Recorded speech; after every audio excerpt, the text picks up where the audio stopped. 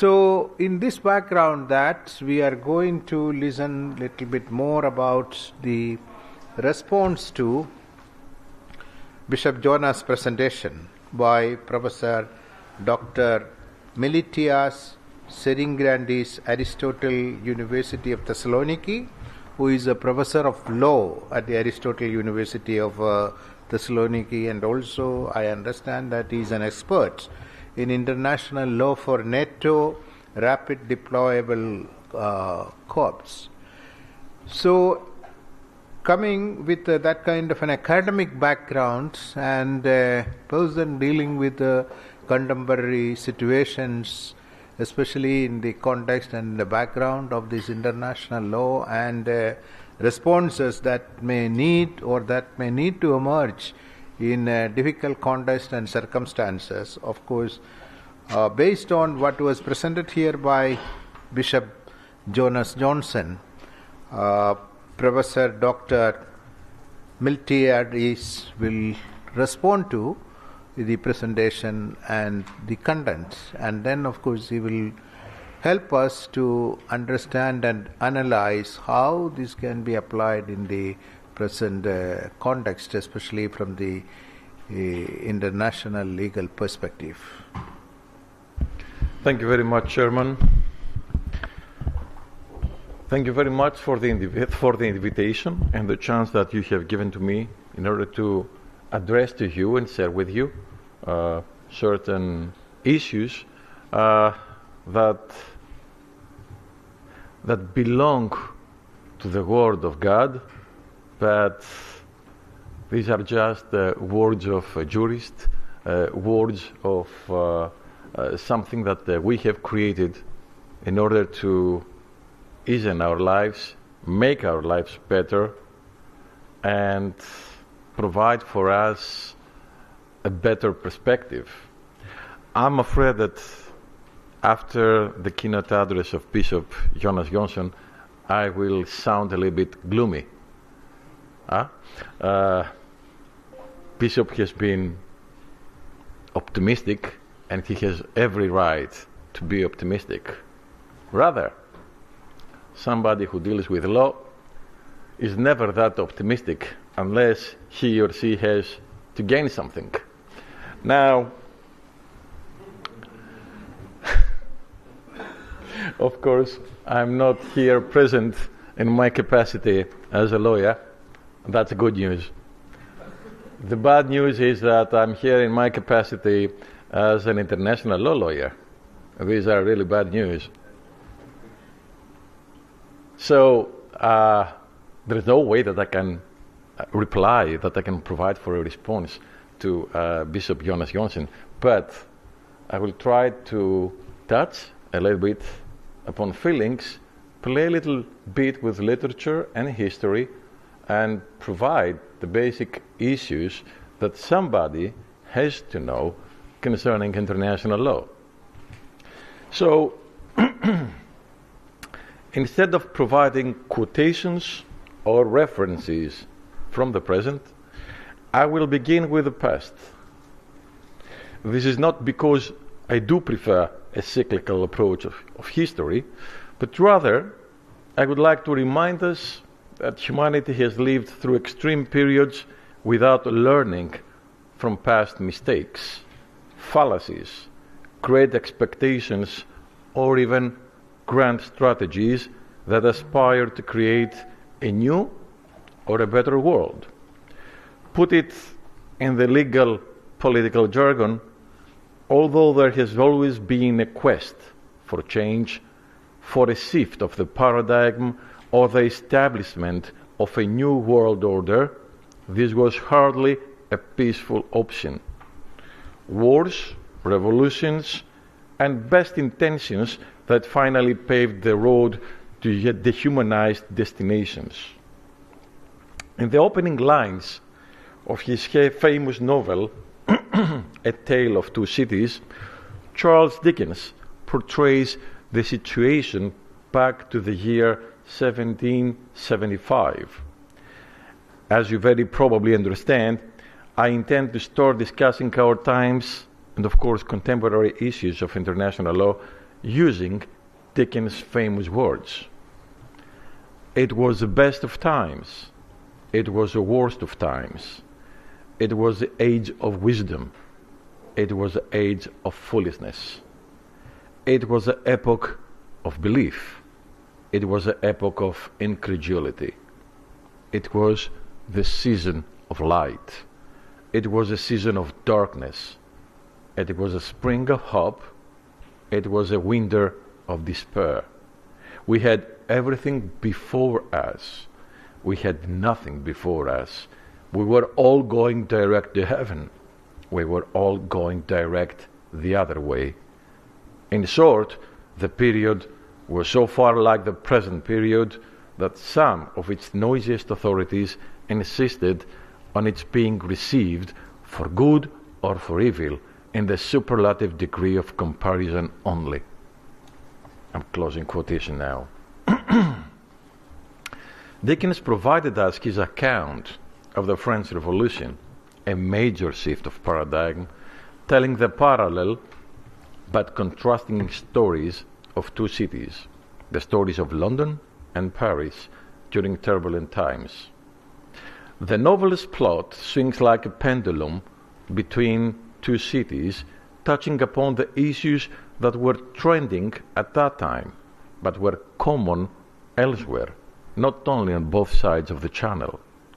Political unrest, social disparities, the demand for justice.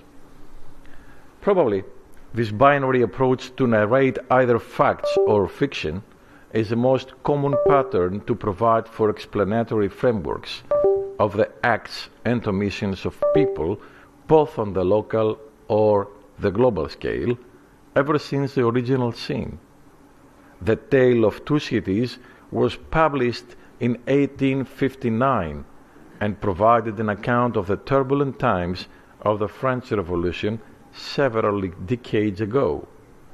But the year that Dickens published his novel was the year that saw the Battle of Solferino in northern Italy between the armies of the Kingdom of Sardinia and France on the one hand and the Spanish army and the Austrian army on the other.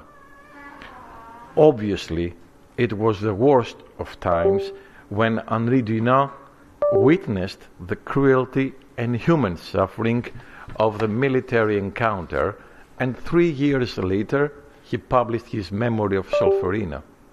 The year after, 1863, was the best of times, as he contributed to the foundation of the International Committee of the Red Cross in Geneva.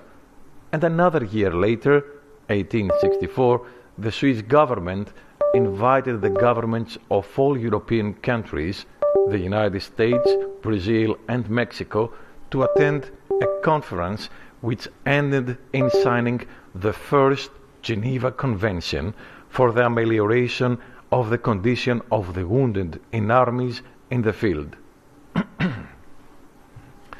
At the same time, in 1863, during the American Civil War, Abraham Lincoln issued General Orders Number 100, which was a set of instructions that codified the customary laws of war, aiming at the protection of combatants and non-combatants. These instructions are widely known as the Liber Code, after the name of the author, jurist Franz Liber from Berlin, who first published his instructions to the government of the armies of the United States and lost one son in a war where all his 3 sons participated by fighting with different sides. Of course, it seems pessimistic, the fact that the best of times comes with the first systematic efforts to use international law in order to regulate the conduct of war, that is, the worst of times. There is an interplay between fear and faith, darkness and light, as people struggle to evade or at least mitigate aggression and the consequences of war. It is striking that Dickens writes about the best and worst of times during an era that was captured and dominated by fear, the fear of war. The famous historian A.J.P. Taylor wisely pointed out the significance of the Crimean War that ended a couple of years before Dickens' tale was published. According to Taylor, and I quote, "In some sense, the Crimean War was predestined and had deep-seated causes. Neither Nicholas I, nor Napoleon III, nor the British government could retreat from the conflict for prestige once it was launched. Nicholas needed a subservient Turkey for the sake of Russian security. Napoleon needed success for the sake of his domestic position. The British government needed an independent Turkey for the security of the Eastern Mediterranean. Mutual fear, not mutual aggression, caused the Crimean War." I'm closing quotations.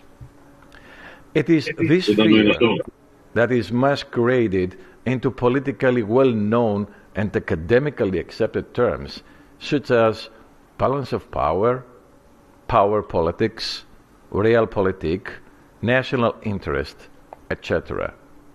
But this vocabulary of fear management is nothing but euphemism.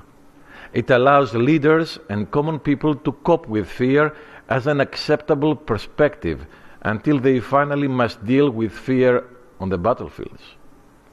After the destruction and devastation of war, the best of times is designed through an optimistic or sometimes an apologetic account.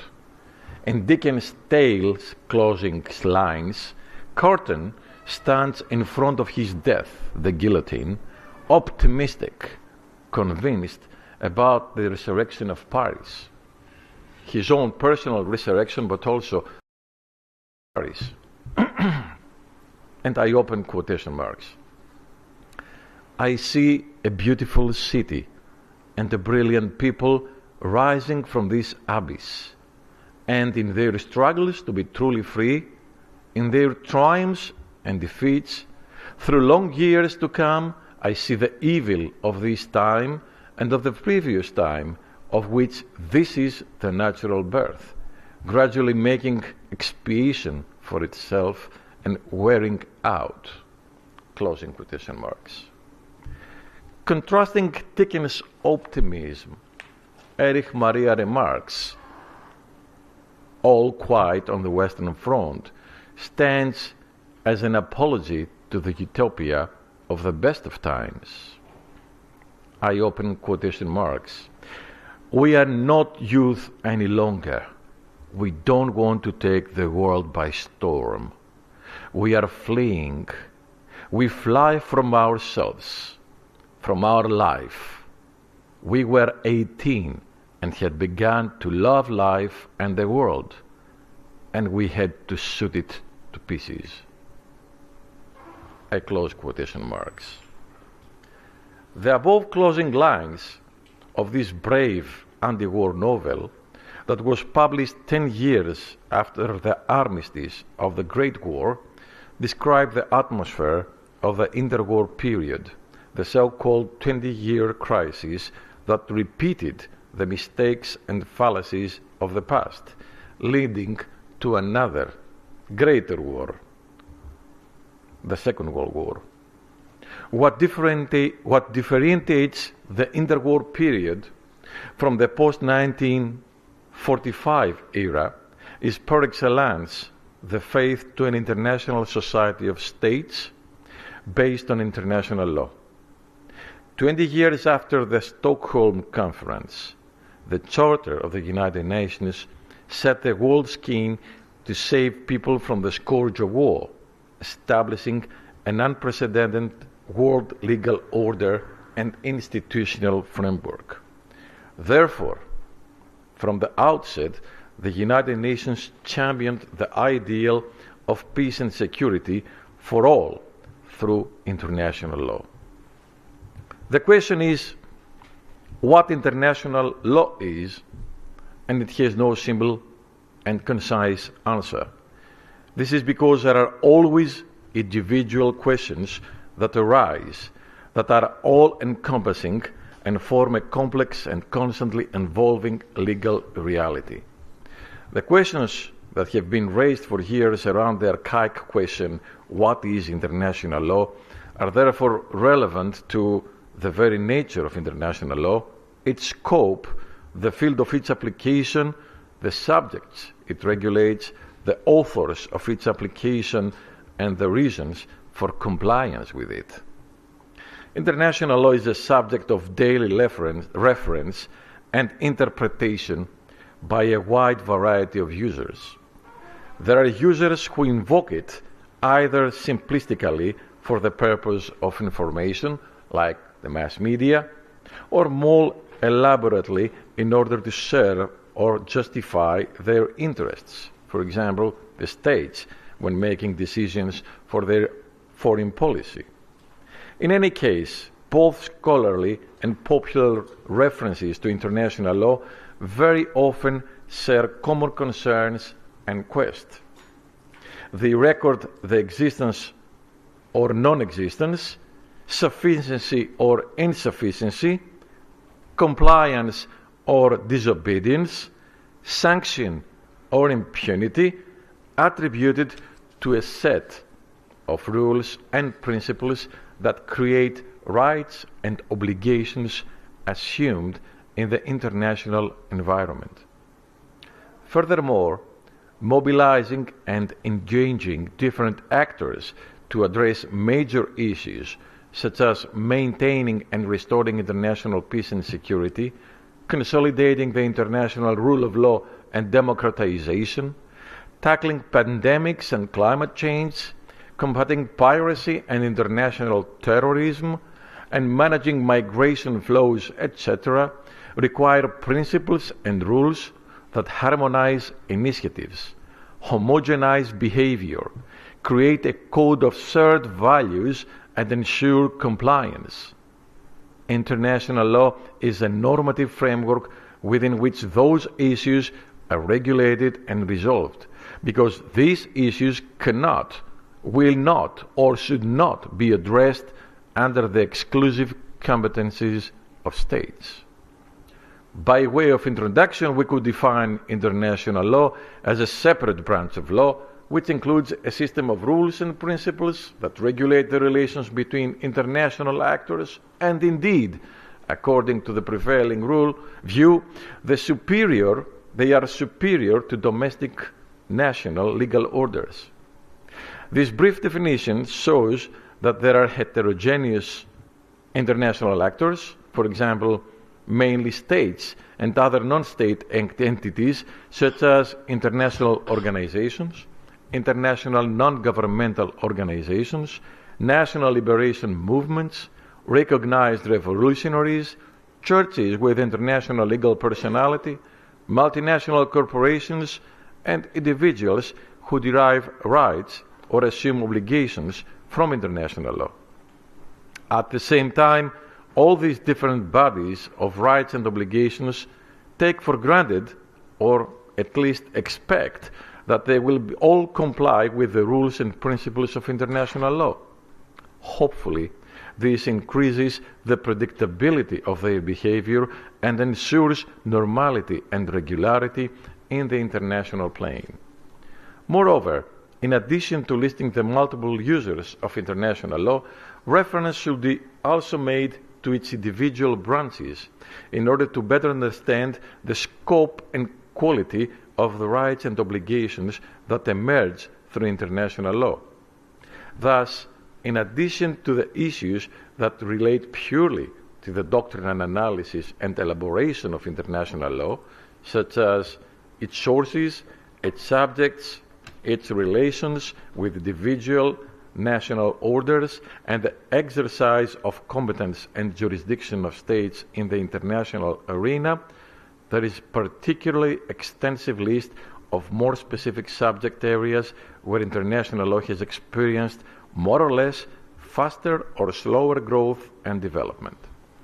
Indicatively, the individual branches of international law include the international human rights, international humanitarian law, international criminal law, law of state responsibility, law of the sea, space law, international economic law, international environmental law, and the law of international organizations.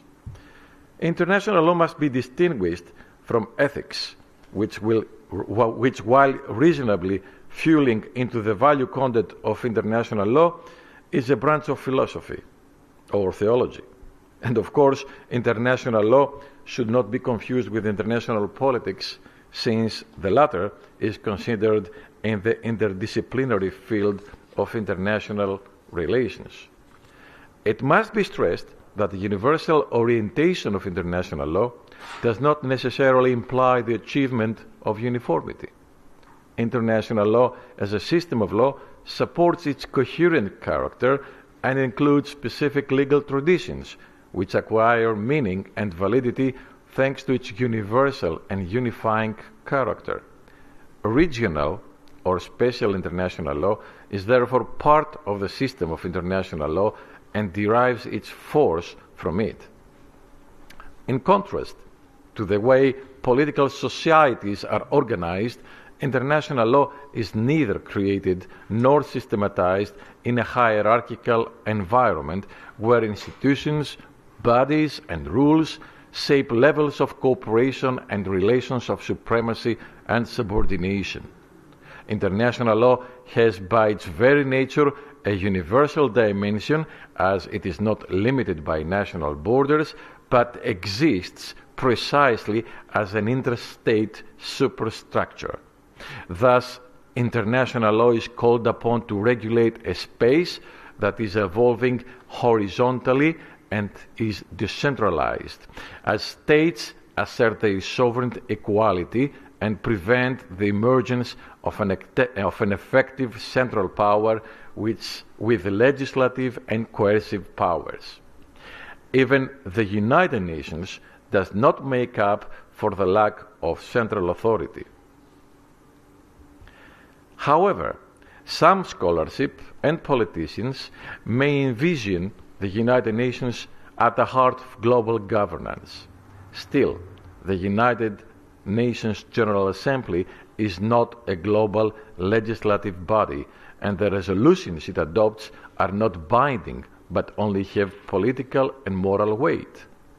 The International Court of Justice hears disputes between states only when they consent to bring their disputes before it, but this does not preclude problems in the enforcement of its decisions. Finally, the ability of the United Nations Security Council to order coercion against a state or other entity in the event of an act of aggression, threat, or disturbance of international peace and security is subject to legal and political limitations, such as Chapter 7 of the United Nations Charter, and in particular the veto power available to the 5 permanent member states to safeguard their political choices and balance their interests. Another particular feature of international law is the creation of equivalent rules and the absence of a system of hierarchy as applied to national law, with rules that are derived from the constitution of each state.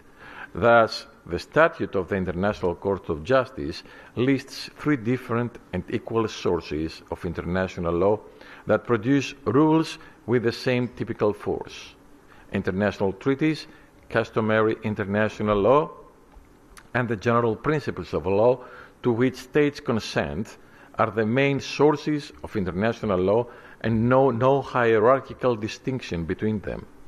In addition to the above sources, however, it is necessary to emphasize the influence of international law of the acts of international organizations, the unilateral legal acts of states, and of course, soft law. But even if there are rules that are superior, most of them bend to the invocation of state sovereignty. This happens for 2 main reasons. First, because states are the subjects of the rules of international law, and to a lesser extent international intergovernmental organizations such as the United Nations and the European Union. And so states and these organizations make exceptions and derogations to their application, rendering it easier for them to achieve their interests. And second, because thanks to the absence of a centralized power, they have, in any case, the possibility of not complying with the rules or not enforcing them. Further, the fact that the state establishes the rules of international law and at the same time decides on their application to regulate its own relations with other actors in the international framework constitutes a legal paradox for any national legal order and highlights the primary and special role of the state in the international plane. It clearly follows, therefore, that states act simultaneously as shapers and guardians of international legitimacy, without their respective judgments and choices being placed under the control of a central authority or even under judicial control, unless they give their consent. The other non-state international actors, with perhaps the sole exception of the United Nations and the European Union, fall short of the real and legal capacity and capability of states to formulate and invoke rules and principles in the international arena. Moreover, the universal scale on which international law is developed and applied also presents significant quantitative differences in relation to the level of national law. The hierarchical way in which a national legal order is built and operates facilitates the establishment of the rule of law and allows individuals and legal entities to bring claims with a natural consequence of the thousands of decisions issued by national courts and independent authorities every year. Conversely, the smaller number of international tribunals and quasi-judicial bodies and their often limited capacity to adjudicate due to the reluctance of states to accept the submission of their disputes to them is also reflected in the comparatively limited production of judgments. Thus, every year, 4 to 5 cases are filed before the International Court of Justice. This demonstrates the choice of states to avoid bilateral and judicial crises over their foreign policy choices. Of course, the International Court of Justice is not only an international judicial body, but it is obviously the court with the greatest influence on international jurisprudence and the shaping of the rules and principles of international law. Overall, judicial and arbitration dispute resolution usually remains an optional. States choose whether they want to submit to the jurisdiction of the International Court of Justice, whereas in advanced regional legal orders, such as the European Union, they are obliged to do so. The individual relationship with international courts is different. For example, there is a possibility for the individual to be subject to international criminal courts, while in courts such as the European Court of Human Rights and its inter-American counterpart, the individual can bring his or her claims against the state that violated his or her rights.